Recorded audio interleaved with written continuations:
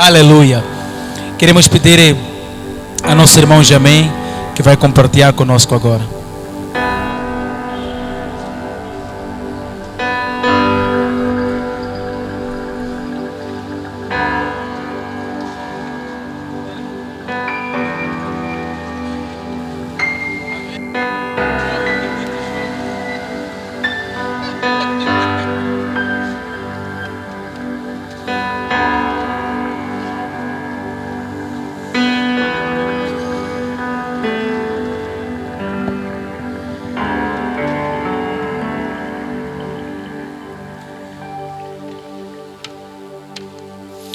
Bom dia. Bom dia. Muito bom. Muito bom. Graças a Deus por esta manhã, por aquilo que ouvimos. E eu tenho absoluta certeza de que Deus está falando conosco sobre esse tempo tão complicado que nós estamos vivendo.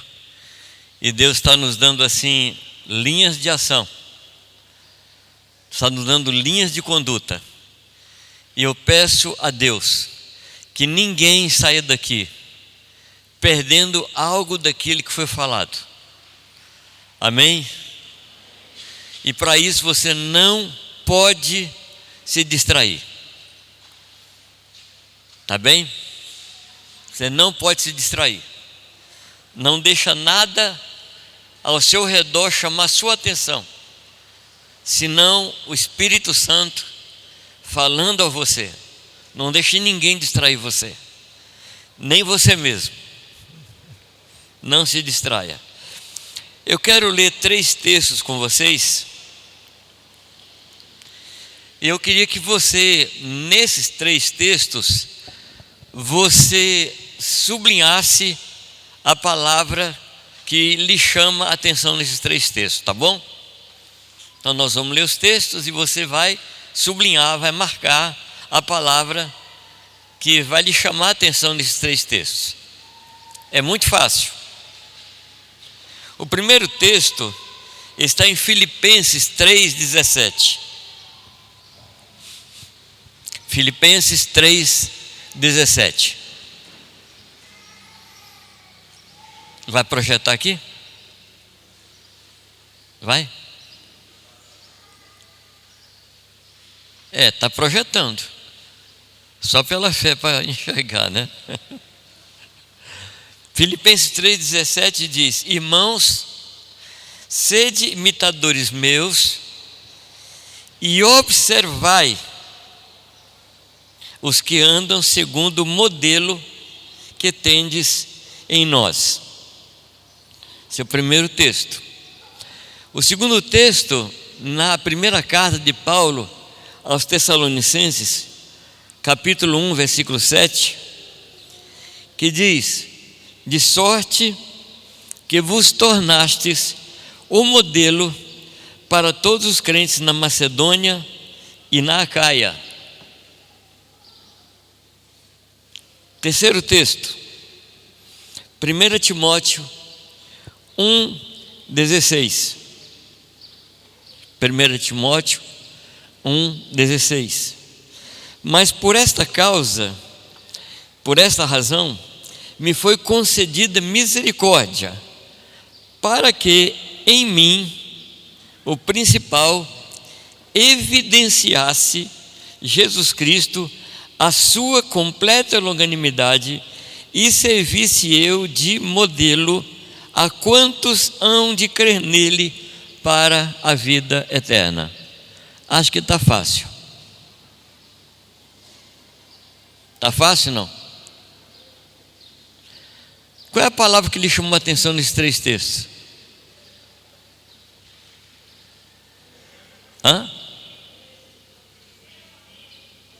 Modelo. Mais alguém achou a palavra? O que é que significa modelo?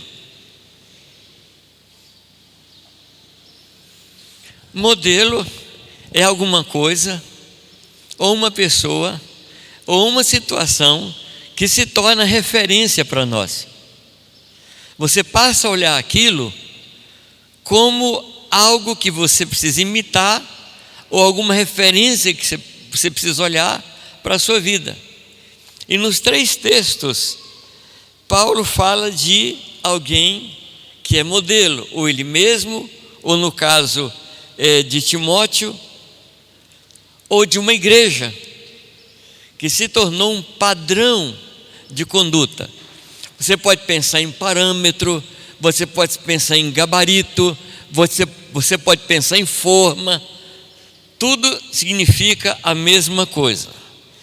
Bem, nesta manhã, eu gostaria de falar de um assunto que o pessoal do Brasil que está comigo aqui hoje, eles já ouviram isso aqui umas 2, 3 vezes, mas vai ouvir de novo. E se não aprendeu hoje, na viagem a gente fala de novo.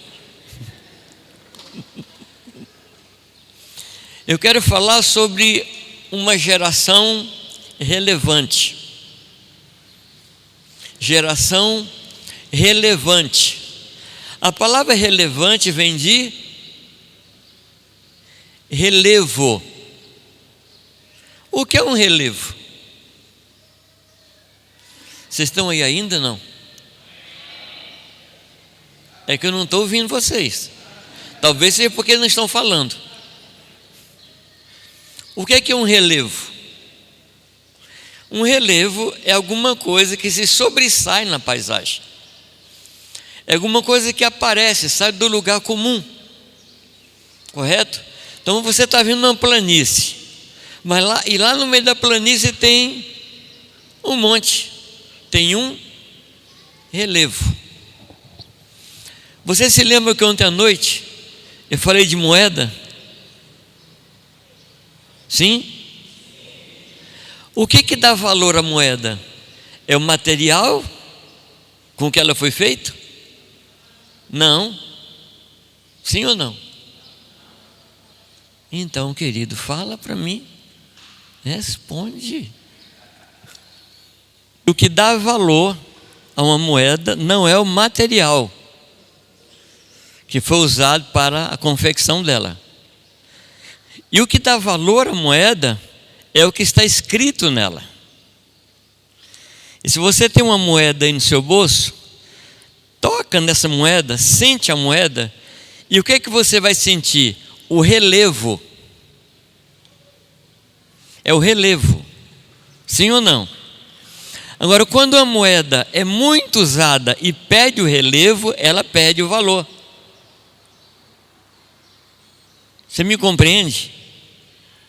Quando a moeda é muito usada, sofre muito atrito e perde o relevo, ela perde o seu valor. Se você não tomar cuidado com a sua vida e com aquilo que você tem de Cristo, você vai perdendo a relevância, você vai perdendo o relevo, que é aquilo que Deus marcou na sua vida, e você perde o valor de Deus em você. Está dando para me compreender, não? Quando eu lhe pergunto se você está compreendendo, eu não estou julgando sua capacidade de compreender, eu estou julgando minha capacidade de ensinar. Tá bom? Então não fica ofendido se eu perguntar se você entendeu ou não. É só uma referência para saber se eu estou falando bem, se eu estou falando certo. Muito bem. Quais são as características, o que caracteriza essa geração de hoje dos jovens? De novo, eu vou pedir perdão a você para falar algumas coisas que eu vejo nessa geração, mas eu não estou falando com o fim de ofender, tá bem? Aqui é só uma análise e não uma ofensa. Bom, uma das coisas que caracteriza essa geração são os chamados relacionamentos fluidos. O que é um relacionamento fluido? É um relacionamento passageiro. As amizades se tornam passageiras. Inclusive no Brasil, eu não sei se tem a mesma coisa aqui, mas parece que coisa ruim espalha mais fácil. Tem um tipo de relacionamento que é ficar. Tem aqui também, não? Fulano está ficando com outro. Ou seja, é ter um tipo de amizade mais profunda e algumas vezes perniciosas, mas que termina num breve momento, num breve tempo. Isso caracteriza essa geração. Uma geração que não tem relacionamentos profundos. Analisa comigo, quantos amigos profundos você tem? Quantos amigos você tem que são capazes de sofrer por sua causa?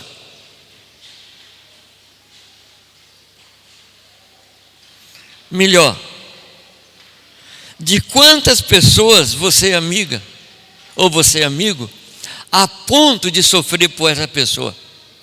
Ou você diz assim, não, eu não quero sofrer, eu já tenho muito sofrimento, já tenho muito problema, eu não quero aprofundar o relacionamento.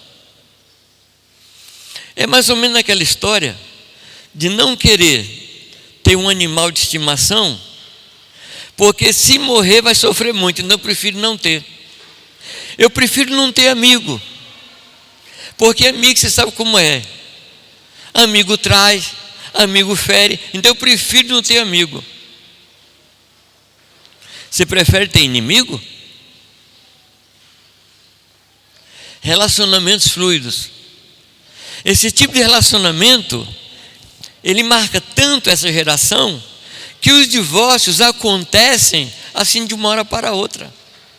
Eu não sei como é que é a lei aqui, mas no Brasil antigamente, para a pessoa pedir um divórcio, ela tinha que passar por um desquite, que é uma separação de corpos, 2 anos em desquite e depois partir para o divórcio. Hoje em dia não precisa mais do desquite. E hoje os casamentos são feitos no cartório se diz? E no mesmo cartório que a pessoa fez o casamento, pode fazer o divórcio em questão de horas. Relacionamentos fluidos. Isso não condiz com a igreja. Você concorda ou não? Quando Paulo fala de relacionamento, ele fala de um Epafrodito. Um Epafrodito que esteve pronto a perder a cabeça por causa dele, assim como Priscila e Áquila, assim como Timóteo, assim como os irmãos de Colossos, que estavam dispostos a arrancar os próprios olhos para que Paulo pudesse enxergar. É desse relacionamento que eu estou falando. Eu falo de um relacionamento tipo Noemi e Ruth. Quem conhece a história de Noemi e Ruth? O que uma era da outra? O que Noemi era de Ruth? Sogra e nora. Não existe nos relacionamentos humanos um relacionamento mais complicado do que sogra e nora. Porque cada uma quer puxar a vítima para o seu lado. Mas a Noemi fala para Ruth, olha, não me segue, porque você está esperando que eu me case, tenha filho, esse filho cresça e seja seu esposo. Orfa, que era outra mulher, que era outra nora, falei, é verdade, é um investimento a longuíssimo prazo e eu não aguento esperar, e foi embora. Mas Ruth fala assim, não insista comigo para que eu lhe deixe. Onde você for, eu vou. Onde você parar para descansar, ali descansarei eu. Onde você morrer, ali eu morrerei. Onde você for sepultado, ali eu serei sepultado. O teu povo é o meu povo. E finalmente, o teu Deus é o meu Deus. O nome disso, amados, é amizade cristã.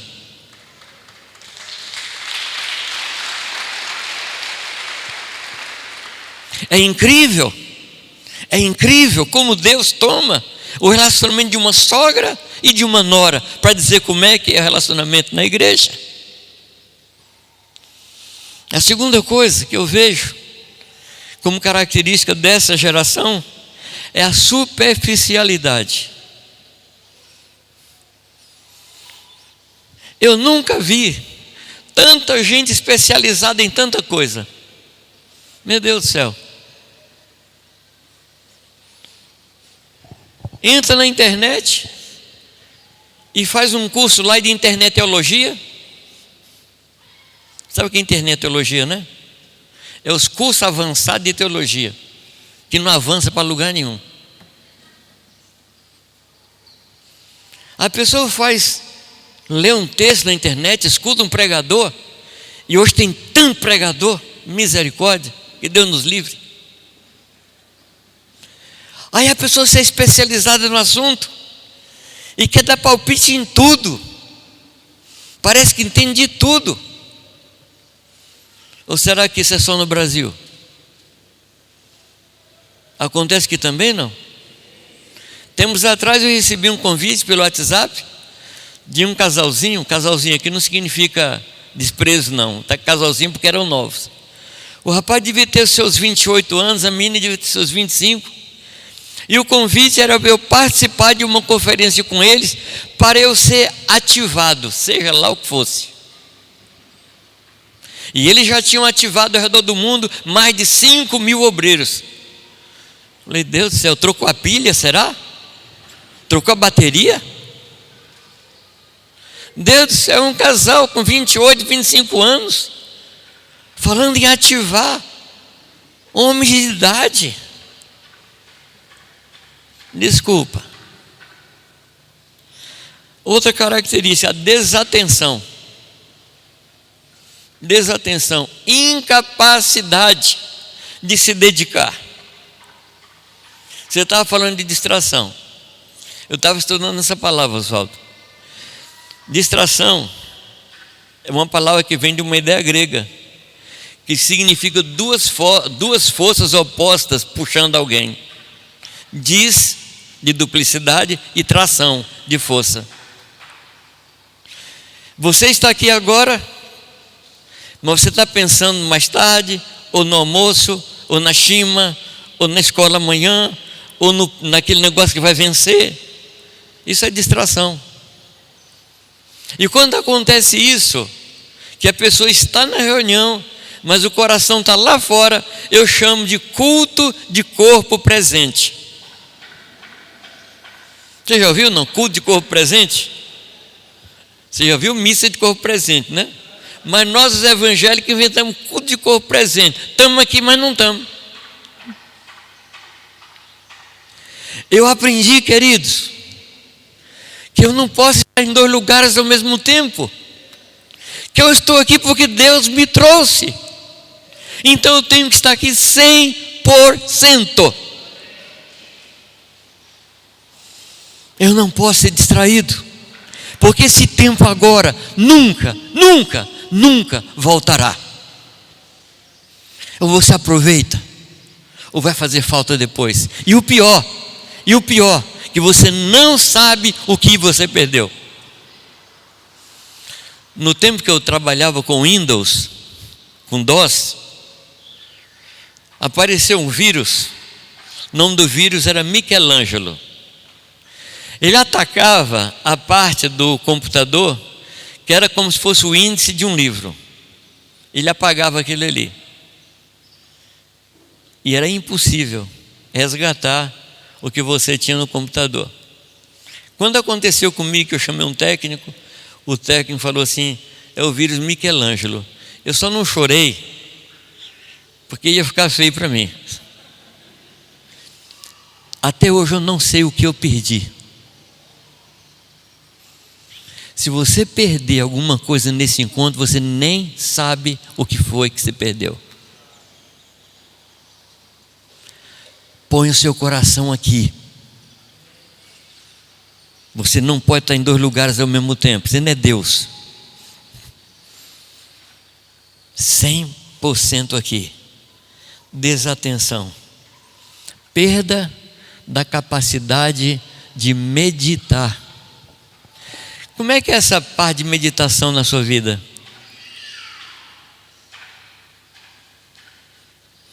Você já ouviu falar em meditar? Eu não estou falando de yoga, não. Eu estou falando em meditar na palavra. O que é que diz o Salmo 1? Bem-aventurado é aquele que medita.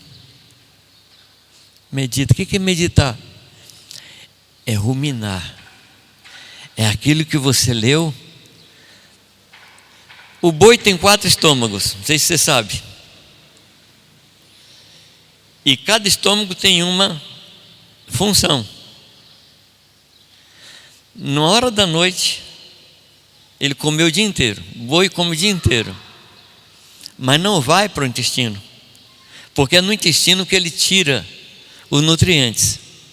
Então à noite, a comida volta do estômago, e cada estômago tem um nome, volta do estômago e vem para a boca. E ele vai mordendo, mascando, mastigando. O nome disso é ruminar. Os animais limpos são os ruminantes. Você quer ser um animal limpo?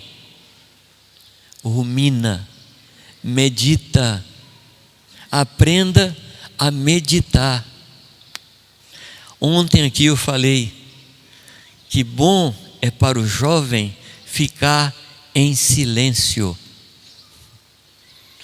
Não é silêncio não pensar em nada, né? O pessoal que pratica yoga pensa que pode ficar sem pensar em nada. É impossível. Você fica lá,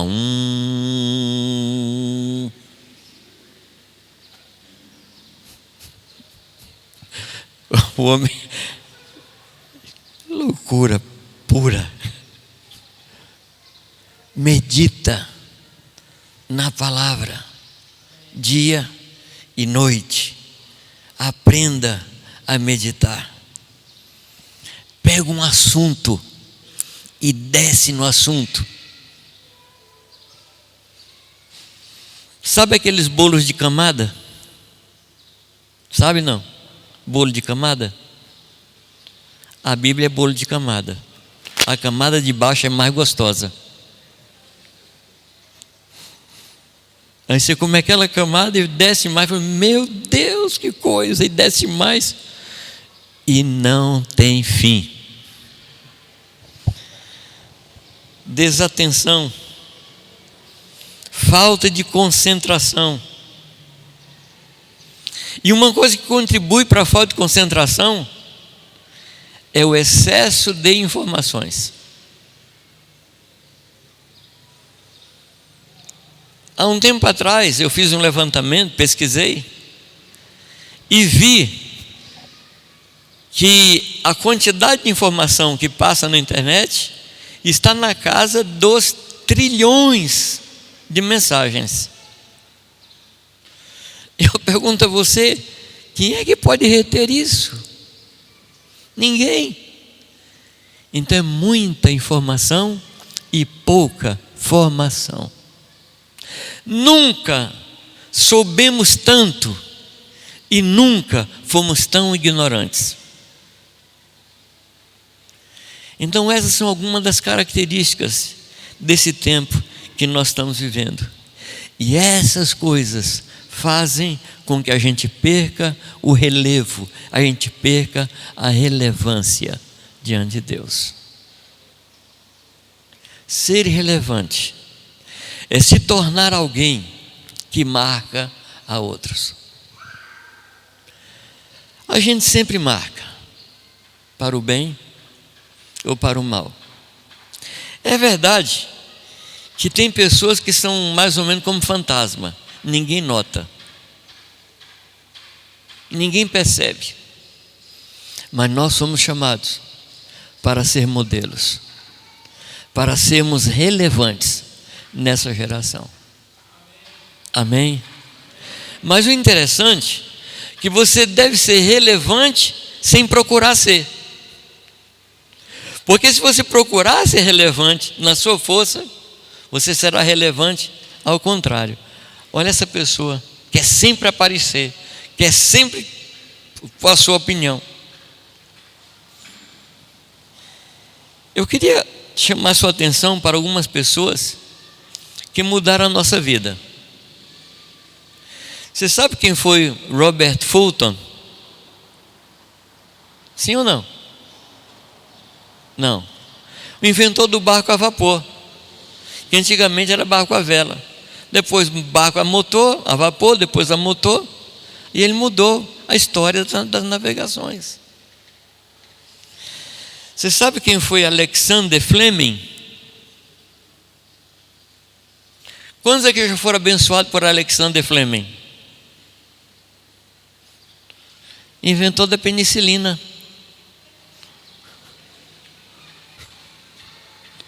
Você nem conheceu ele, né? Ele nem morou perto de você, né? Mas ele influenciou a sua vida de forma assim completa. Quem foi Thomas Alva Edison? Ele influenciou a sua vida ou não? Está influenciando.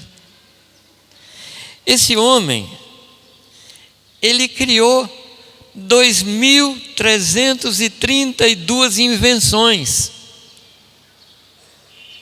A lâmpada é uma delas. Influenciou você? Não. Você nem conhece ele, mas o que ele fez marcou você e marca até hoje. Quem já ouviu falar de Nikola Tesla? Nikola Tesla. O que foi que ele fez? Ele inventou a eletricidade correta, a corrente contínua. Ah, mas isso não tem importância na minha vida. Tudo bem, mas vou falar de uma coisa que você gosta muito: controle remoto. Nikola Tesla inventou o controle remoto. Quem é que não tem um controle remoto em casa? É verdade que antigamente, quando as televisões não tinham controle remoto, o controle remoto era o filho mais novo. O filho vai lá e muda. Não, filho, troca de canal. Vai lá, filho, e diminui o volume. Então os filhos mais novos sempre agradecem pela vida de Tesla.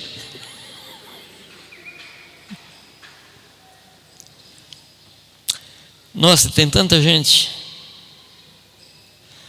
Você sabe quem foi Desmond Tutu?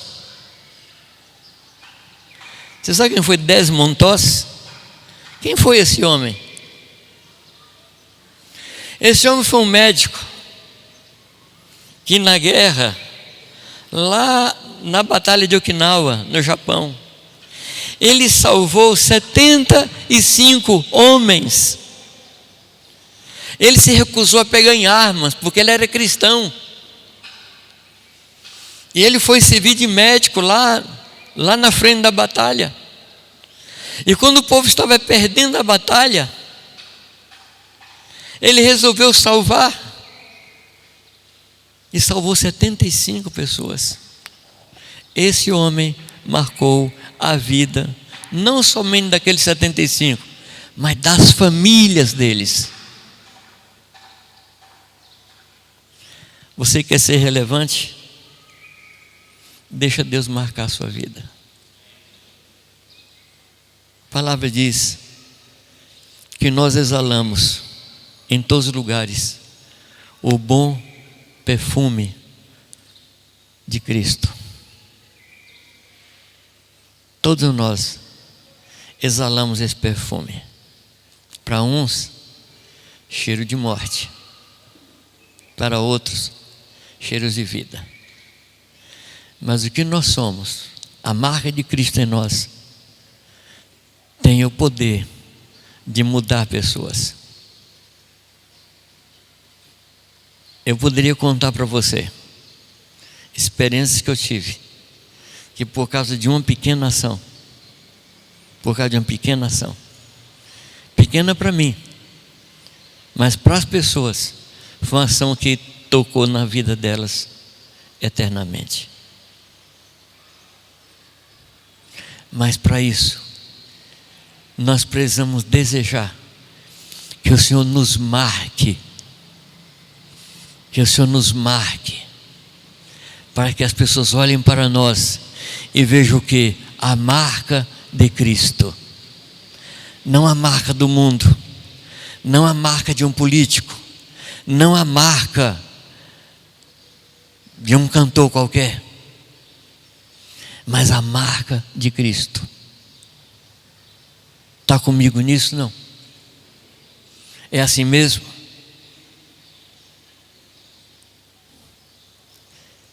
Tem pessoas que foram relevantes na sua vida, não? Sim ou não?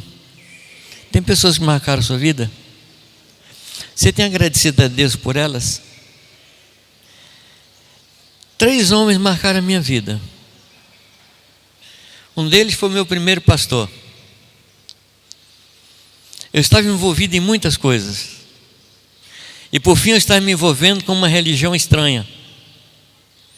E um dia, esse homem estava na sua casa. E Deus falou para ele: vai na casa de Jamê e expulsa o demônio que está lá. Ele não pediu confirmação, ele não quis ouvir de novo, ele se levantou e chegou lá em casa. E tinha uma pessoa na minha casa que estava me doutrinando com uma religião anticristã. Ele entrou em casa e, sem me pedir licença, ele virou a pessoa e falou assim: em nome de Jesus, eu te expulso e sai daqui, Satanás. Gente, você não calcula como eu fiquei bravo. Porque eu achei que agora eu estava interessado por uma religião, eu estava querendo me aprofundar naquela religião, eu não tinha noção do lugar para onde essa religião me levar. Aliás, eu ia para o inferno. Mas ele ouviu Deus e mudou minha vida. Tem uma outra pessoa, o nome dele era Dico, que nos primeiros meses e anos de minha conversão, a gente saía junto da reunião e caminhava assim uns 6, 7 quilômetros para chegar em casa. Eu aproveitava aquele momento para fazer pergunta da Bíblia, porque eu estava com uma sede de aprender, assim, um negócio incontrolável. Eu começava a perguntar para ele as coisas, e a gente sentava na porta da minha casa, tinha uma muretinha pequena, a gente sentava e eu perguntava, ele me explicava, eu perguntava, ele me explicava, até que o sol nascia. Ele dizia: Jamê, precisa ir trabalhar. Ah, amados,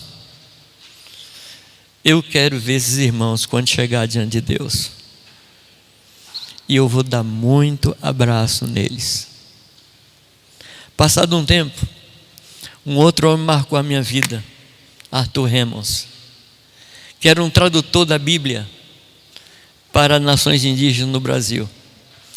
Esse homem me tomou, me levou consigo, e uma das coisas mais gratificantes, ele era apaixonado pela leitura da palavra, e ele transmitiu isso para mim. Eu amo a palavra, mas foi a marca dele que me marcou. Você está pensando aí nas pessoas que marcaram sua vida? Sim? Se elas já morreram, não tem mais jeito, né? Você vai só encontrar depois. Mas se não morreram ainda, chega para ela e fala assim: fulano, eu quero te agradecer, você marcou minha vida. Está combinado? Não? Ah, mas não mora aqui. Pega o telefone, seja grato. Mas eu queria avançar com você para o próximo ponto. Você é relevante na vida de alguém?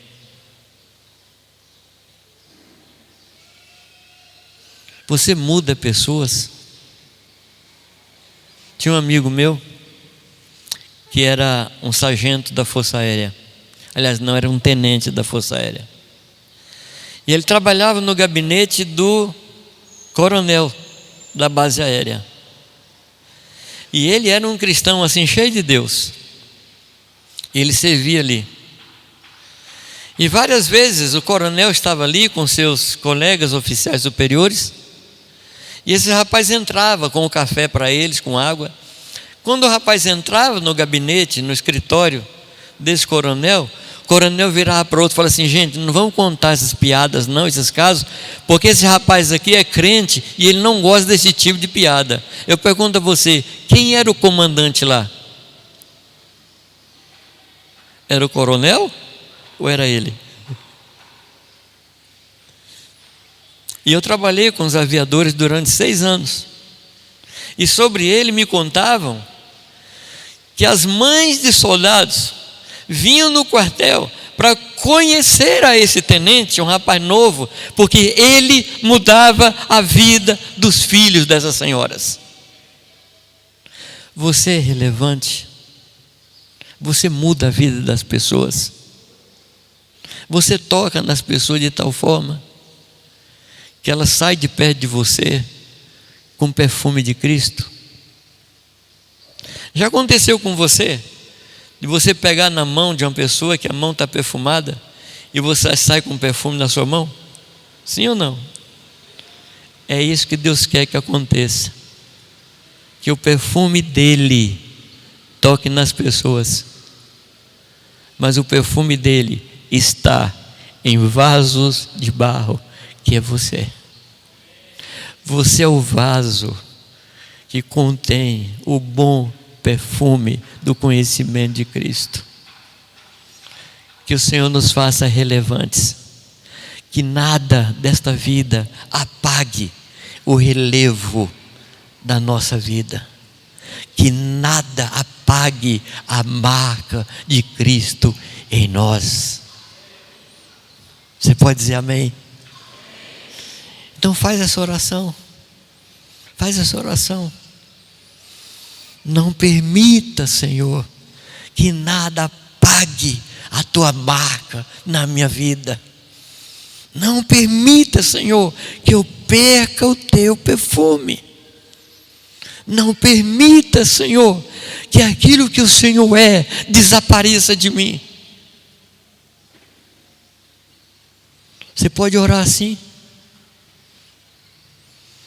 Eu quero lhe convidar para você orar com 1 ou 2 irmãos, abençoando esses irmãos. Pode ser? Então, por favor, fique de pé e ore com mais 2 irmãos. Faz oração nesse sentido.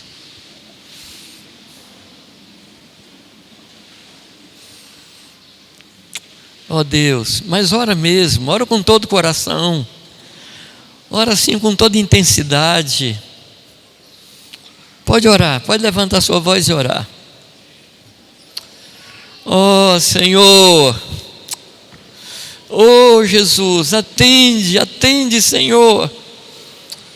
Ó Deus. Cindy, está sozinha. Essa senhora está sozinha, olha.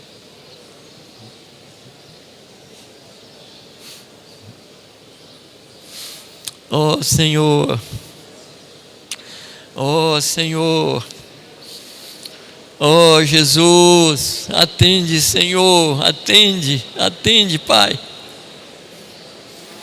atende, Senhor, ouve, Pai, ouve a nossa súplica nesta manhã, Senhor, ouve, Senhor.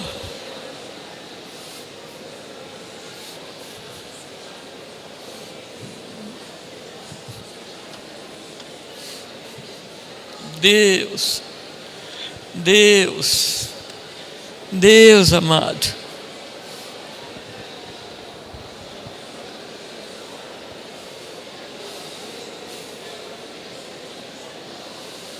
Deus amado, Deus querido,